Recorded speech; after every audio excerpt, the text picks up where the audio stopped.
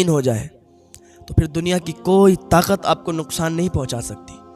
दुनिया की सारी ताकतें आपके पीछे लग जाएं, दुनिया की सारी ताकतें आपको गिराना चाहे, फिर भी कोई आपको गिरा नहीं सकता, कोई आपको नुकसान नहीं पहुंचा सकता। बस आपको अल्लाह पर यकीन पुख्ता हो। अगर अल्लाह पर यकीन पुख्ता रखते हैं तो फिर आप कामयाब हैं।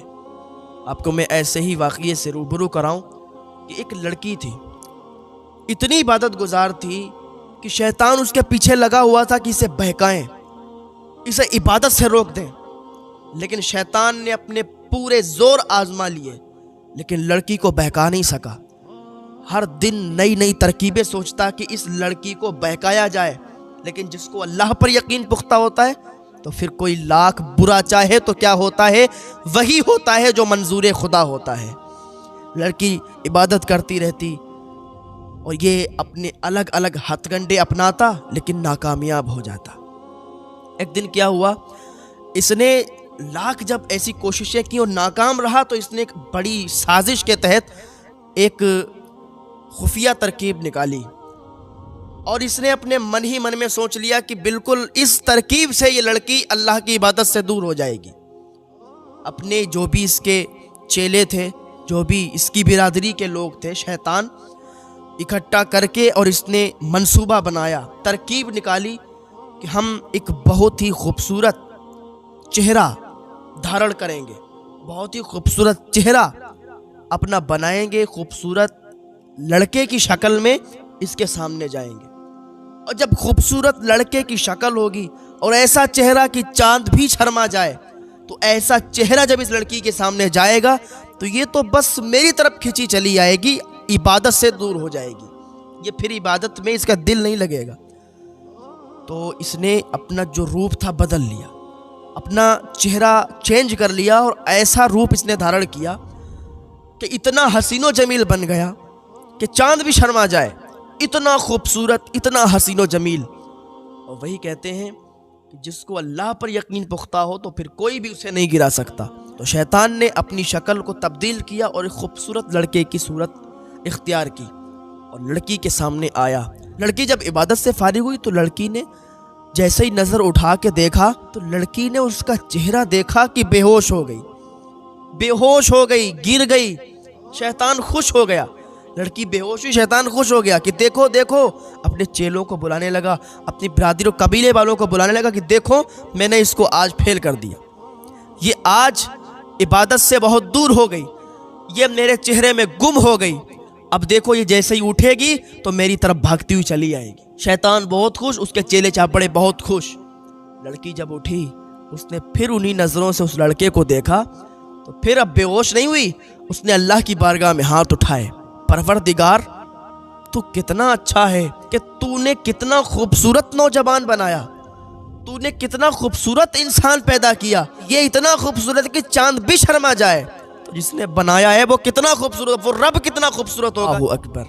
लड़की यहाँ पर भी नहीं बहकी, उसने कहा अब तो मुझे मेरे अल्लाह से और ज़्यादा मोहब्बत हो गई, अब तो मैं अल्लाह की और इबादत करूँगी, अब तो अल्लाह की इबादत करने में मुझे और दिल लगेगा, क्योंकि मुझे ये नहीं चाहिए, ये बनने वाला नहीं चाहिए, बल्कि मुझे तो बनाने वाला चाहिए कि जिसने इतना खूबसूरत इंसान बना दिया, मुझे तो बस उसको अब राज़ी करना है।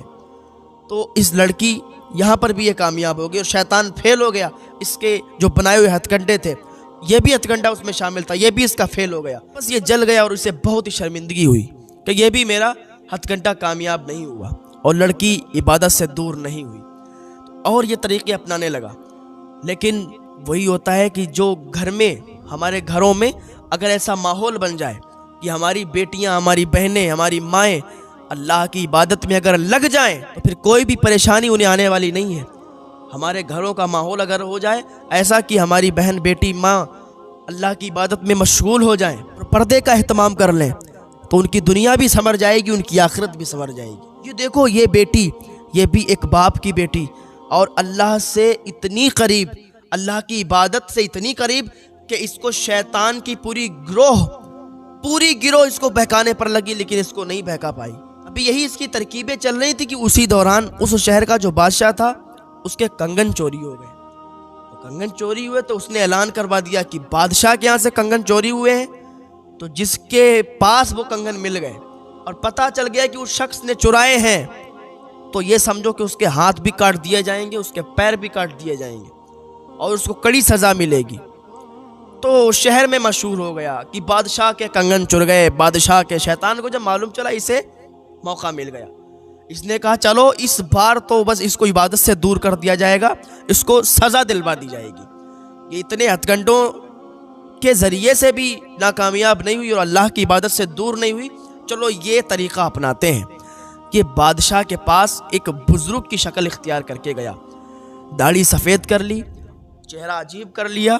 बादशाह के पास गया, कहा मियाँ तुम्हारे जो कंगन चुरे हैं मैं जानता हूँ कहाँ हैं।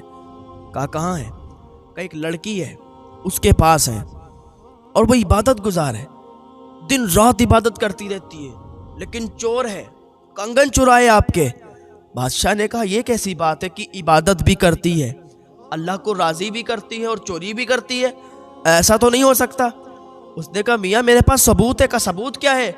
कहा मैंने उसको पहने हुए देखा है। कहा अच्छा ऐसी बात है तो फिर उसे पकड़ के लाओ। सिपाहियों को भेजा, सिपाही गए, दरवाज़ा खटखटाया, वो नमाज पढ़ रही थी, इबादत कर रही थी। जब इबादत से फारिग हुई, कहा मुझे परेशान क्यों कर रहे हो, आप लोग कौन हो? कहा बादशाह ने मुझे भेजा है, चलो बादशाह के पास। कहा मैं क्यों जाऊँ?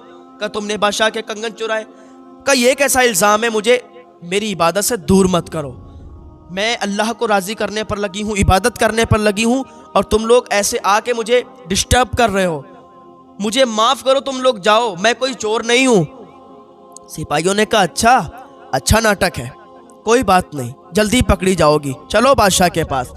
दिन रात इबादत, और ये झूठी इबादत दुनिया को दिखाने के लिए तुम बदनाम कर रही हो इबादत करने वालों को, तुम बदनाम कर रही हो इबादत को, नाम दे रही हो इबादत का और कर रही हो चोरी, कंगन चुराई हो बादशाह के। उसकी आंखों से आंसू निकलने लगे, मौला ये क्या बात है? बाहर सिपाही दरवाजा खटखटा, चलो बादशाह बुला रहे। उसने अल्लाह को याद किया और अल्लाह पर भरोसा और पुख्ता यकीन था। उसने कहा चलो अल्लाह जब मेरे साथ है तो फिर अल्लाह ही इसको टालेगा जो बला मुझ पर आई है। दरवाज़ा खोला, कहा चलो। सिपाही उस लड़की को लेके आए बादशाह के पास। बादशाह के पास लाए तो बादशाह ने कहा अच्छा, अच्छी तरकीब आपने सोची है, दिन भर नमाज पढ़ो, रात में चोरी करो, कंगन दूसरों के पहनो। उसने कहा क्या बात कर रहे हो बादशाह सलामत, आप ऐसी बातें आपके मुंह से अच्छी नहीं लगती, आप मुझे चोर कह रहे हो, मैंने तो चोरी नहीं की। कहा खामोश, खबरदार, कुछ भी बोली, तुम ये इबादत करने वालों को बदनाम कर रही हो, इबादत को बदनाम कर रही हो और चोरियां करती हो, कंगन चुराती हो, देखो तुमने पहना हुआ है।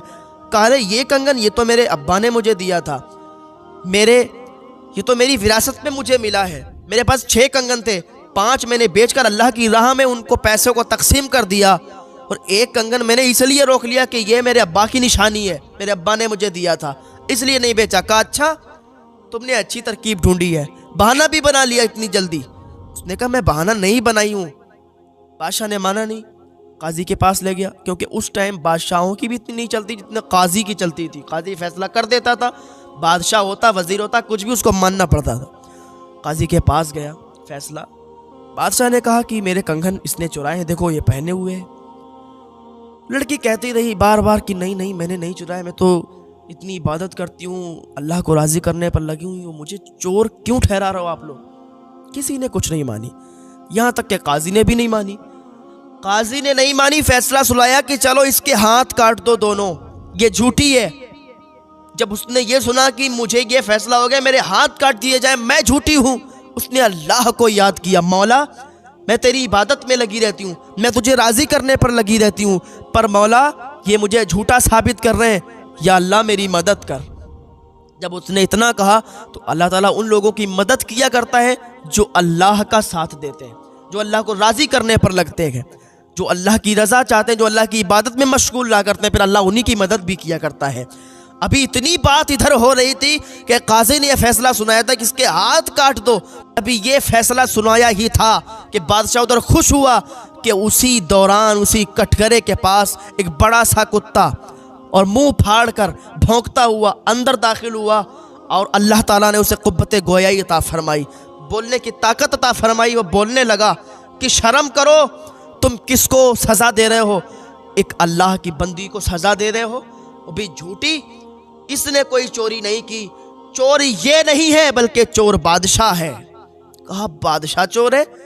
लोग हैरान थे कि कुत्ता बोल रहा, लोग उसको देख रहे। कहा अच्छा बादशाह कैसे? कहा बस ठहरो थोड़ी देर, अभी आता हूं। कुत्ता वहां से छलांग मारी, बाहर निकला और दौड़ता हुआ गया। थोड़ी देर के बाद एक लंबे चौड़े इंसान को, एक बुजुर्ग को पकड़ कर लाया, दरबार में पेश किया। बादशाह ने जैसे ही देखा पसीने छूट गए। पसीना बादशाह के, काजी ने देखा बादशाह पसीना का कुछ नहीं, पसीना पोंछा बैठ गया। कुत्ते ने कहा जानते हो ये कौन है? कहा कौन है? कहा इसी से पूछो।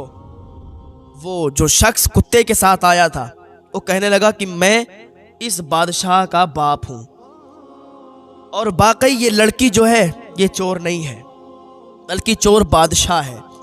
कहा ये कैसे हो सकता है कि बादशाह तो इतना मालदार, ये कैसे चोर हो सकता है? कहा नहीं, ये मैं बताता हूं। हम और ये लड़की के बाप दोस्त थे। एक दिन जा रहे थे तो हमें कहीं से 12 कंगन मिले थे, तो हम लोगों ने आपस में बांटे थे। 6 मैंने लिए थे, 6 इसके बाप ने लिए थे। मैंने अपने बेटे को दे दिए। उस वक्त ये कुछ भी नहीं था। मैंने इसको पाला, मैंने इसको बड़ा किया, इसको लिए मैंने कमाई की, मैंने मजदूरी की, मेहनत की। तो जब कंगन हमें मिले तो 6 कंगन हमने लिए और 6 इसके बाप ने लिए। तो हमें जो मिले थे हमने अपने बेटे को कंगन दे दिए। इसने 2-3 कंगन बेचे, अपना बिजनेस डाला, काम शुरू किया तो काम अच्छा चल गया। धीरे धीरे अब ये बादशाह की गद्दी पर बैठ गया। माल इसके पास आया, अब धीरे धीरे बादशाह की गद्दी पर बैठ गया। तो इसने मुझे धक्का दे के घर से बाहर निकाल दिया। मुझे घर से बाहर निकाल दिया। मेरे लिए एक टाइम की रोटी भी नहीं इसके घर पे। बताओ, बुढ़ापे में इसने मुझे निकाल दिया। मैं दरिया के किनारे एक झोपड़ी डाली, उसी में रहता हूँ। ये आराम से महल में रहता है, ऐशो इशरत में जिंदगी गुजार रहा है, लेकिन इसका बाप एक टूटी हुई झोपड़ी में रहता है। ये वक्त का बादशाह है और इसका बाप वक्त का गरीब है। और पता है, और ये जो लड़की कटघरे में खड़ी है जिसको तुम सजा देने जा रहे थे, बहुत बड़ा जुर्म करने जा रहे थे, बहुत बड़ा पाप करने जा रहे थे, इसी लड़की की वजह से मैं जिंदा हूं। काजी ने कहा क्या मतलब, इस लड़की की वजह से आप जिंदा हो? कहा हाँ। कहा ये लड़की ये बहुत इबादत गुजार है। जब ये रोटी खाने के लिए बैठती है तो आधी रोटी निकालती है, खुद खा लेती है, और आधी रोटी इसी कुत्ते को डाल देती है। और ये कुत्ता क्या करता है, ये कुत्ता रोटी वहां से उठाता है और मेरे पास लाता है। आधी उसमें से मैं खाता हूँ और आधी ये कुत्ता खाता है। हम कुत्ते के साथ रोटी बैठ के खाते हैं। और ये हमारा बेटा वक्त का बादशाह है कि ऐशो इशरत के साथ ज़िंदगी गुजार रहा है। बादशाह ने ये जब सुना था तो उसके चेहरे पर पसीना ही पसीना हो गया था कि आज ये जुर्म पकड़ा गया। एक तो इसने अपने बाप को घर से बाहर निकाला, दूसरे इसने इबादत गुजार लड़की पर तोहमत लगाई है। सज़ा इस लड़की को नहीं, इसको देना चाहिए। काजी ने हुक्म सुना दिया कि इसके हाथ भी काटे जाएंगे और इसकी ज़बान भी काटी जाएगी।